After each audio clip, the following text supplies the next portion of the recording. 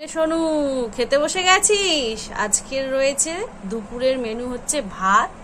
আর দেখো বন্ধুরা, এখানে হয়েছে ওটা মাছের ঝোল। এইখানে হয়েছে দেখো, এটা হচ্ছে উচ্ছে দিয়ে, শাক দিয়ে, পেঁয়াজ দিয়ে চচ্চড়ি, বাপের বাড়ি থেকে নিয়ে এসেছিলাম। আর এখানে রয়েছে দেখো ইঁচড়, যে ইঁচড় এনেছিলাম তোমরা দেখেছো আমার আগের ভিডিওতে, সেই ইঁচড়ের তরকারি হয়েছে।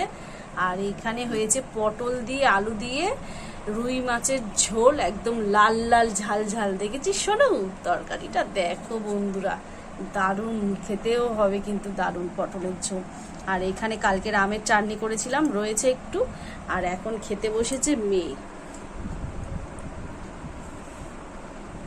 মেয়ে খেতে বসেছে কারণ ওর বাবা গেছে চুল কাটতে, আর দেরি হচ্ছে বলে ওর খিদে পেয়ে গেছে। ও দেখো এখানে খেতে দিয়ে দিয়েছি, আর সব নিয়ে বসে গেছে। হ্যালো বন্ধুরা, কেমন আছো সবাই? আমি সুচিত্রা, আমার আরেকটি ব্লগে তোমাদের সবাইকে স্বাগত জানাই। এখন দেখো মেয়ে খেতে বসে গেছে, আর আমাকে খাইয়ে দিতে বলছিলাম। আমি বললাম এখন তো সময় আছে, বাপি আসেনি, তুই নিজে নিজে খা। আর এখানে খেতে দিয়েছি, এরপরে আমরা খাবো। আর কি কি মেনু হয়েছে তোমাদের দেখালাম। এখনো খাওয়া দাওয়া সেরে নিই, আমরা যখন খাবো তখন আবার তোমাদের সাথে একটু দেখা করবো। একদম স্টপ করি।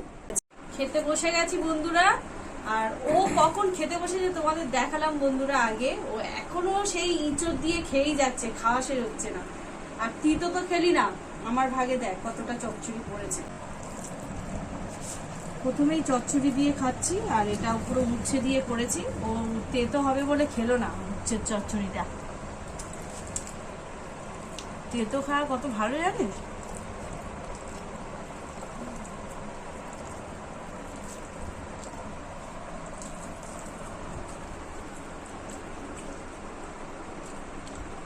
দিন বাড়ি থাকলে দুটোর আগে খাওয়া নেই। আজকের মতো টাটা করে দিচ্ছি বন্ধুরা, খাওয়া দাওয়া করি। সবাই ভালো থেকো, সুস্থ থাকো। টাটা সবাইকে।